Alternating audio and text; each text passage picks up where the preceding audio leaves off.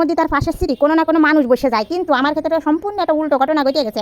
এর 7 বছরকাল ইতিহাসে স্বামীডারে কোনো কিছু উপহার দিতে পারি আর না পারি, কোনো জাতি গিলি এই যে 1 টাকা দা ব্যাগ বুস্কা এইগুলো কিন্তু সঠিকভাবে উপহার দিতে পারি। জিনিসটা নিয়ে আমি বিশেষভাবে গর্ববোধ করলেও আমার স্বামী সম্পূর্ণটাই উল্টো। এই অকৃতজ্ঞ বিটাটা বিয়ের এত বছর পরেও দুইজনের দুই দিক গন্তব্য করার জন্য আমার মতো একটা নিরীহ বউডারে একেবারে বাধ্য করেছে। যাই হোক, তোমাকে তো দুঃখের কথা করলেই তোমরা একেবারে কান্তি কান্তি গড়গড়ি যাবানে ওসব করে তোমাকে মুড মশার নষ্ট না করে আসল বৃত্তান্তটা এবার শোনো। ঘরেতে আমিও ভারইছি আর কোনতে উড়িয়ে জড়িয়ে মানে ঢক বৃষ্টি কাদা আমার দা শেষড়াই যেন কোনতে কোনতে কিরা মাঝি রয়ে গেছে। তো যত বড় ঢক বৃষ্টি কাদা হোক না কেন, আমার গন্তব্য তো আমি একেবারে বিচ্ছিন্ন করতে পারি না। আমি আমার উদ্দেশ্য হাসিল করার জন্য এই যে এর পর এক যানবাহন চেঞ্জ করতে থাকতেছি, আর এপাশে বৃষ্টিটাও আমার সাথে পাল্লা দিয়ে তার স্পিড বাড়াতে থাকতেছে। খেয়াল করে দেখবা যে বাসের মধ্যে তার পাশের সিটি কোনো না কোনো মানুষ বসে যায়, কিন্তু আমার ক্ষেত্রে সম্পূর্ণ একটা উল্টো ঘটনা ঘটে গেছে।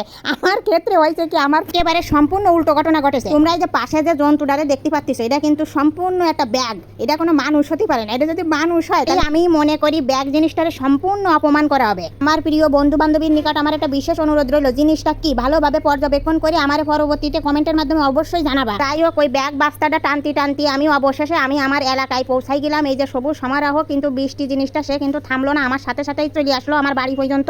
কে আমার বলতিস ঈদের তো এখনো অনেকদিন দেরি আছে, তা তুমি এত আগে বাড়ি কি কারণে যাচ্ছ? তা আমি এই প্রশ্নের উত্তরটা পরবর্তী একটা ভিডিওর মাধ্যমে তোমাকে জানাবো। আমার এই ভিডিওটা দেখার জন্য অনেক ধন্যবাদ। ভালো থাকবা, নিরাপদে থাকবা, আল্লাহ হাফেজ।